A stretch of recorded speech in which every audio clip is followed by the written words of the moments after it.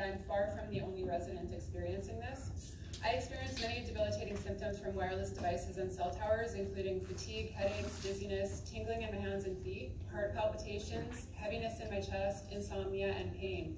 I would suggest that a survey of people living around the already existing cell towers in Regina would show similar symptoms. Electromagnetic sensitivity is a condition that is on the rise worldwide, and we are simply the canaries in the coal mine.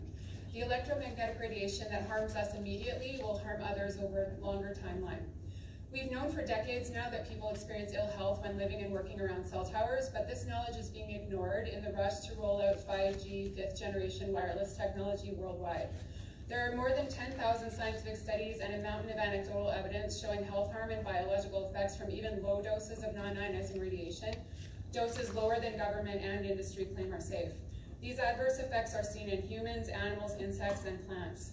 Some of the health damage documented in these studies includes altered heart rhythms, neurological and neuropsychiatric problems like headaches, depression, fatigue, insomnia, dizziness, difficulty concentrating, and memory dysfunction, DNA damage, cell death, increased oxidative stress, increased incidence of cancer, disrupted calcium levels, and lowered fertility.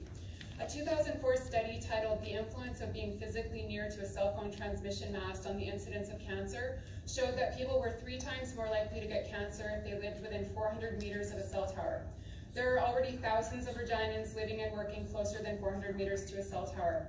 Because 5G technology requires many more cell towers in closer proximity to people's homes and businesses, almost everyone on Earth would be living within 400 meters of a cell tower if the planned 5G rollout is allowed to continue.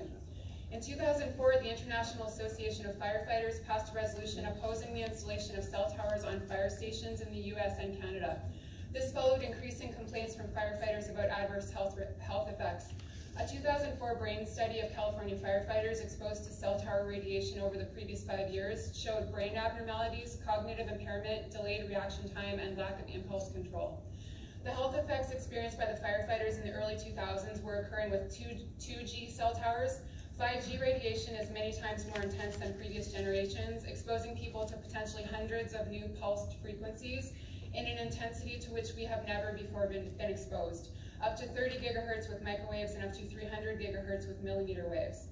Councillor Bob Hawkins has been quoted in local media stating that the aesthetic ugliness of cell towers could be the only possible objection from the public.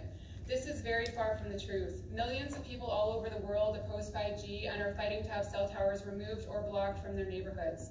Tens of thousands of scientists and doctors worldwide have signed petitions calling for the halt of untested 5G technology, citing health and safety concerns. The proposal to erect a cell tower, quite possibly 5G equipped, very near 2 elementary schools in Harbor Landing is particularly disturbing. In 2019, after immense public pressure, parents of students at Weston Elementary School in Ripon, California, finally won the right to remove a cell tower on the campus of that school only after tremendous health damage was done. From 2016 to 2019, 4 students and 3 teachers at the school were diagnosed with different forms of cancer. I do not wish to see a repeat of this scenario in Regina. Millions of people around the world oppose the rollout of dangerous 5G technology for other reasons as well, which include the creation of 5G and 6G-driven smart cities, the Internet of Things, electronic monitoring, tracking, tracing, and surveillance, including facial recognition cameras, automation leading to the mass loss of jobs, and the use of artificial intelligence, including in police and military. 5G technology is untested for health and safety, especially for long-term exposures. There are 0 scientific studies showing that 5G radiation is safe, and this especially goes for millimeter waves.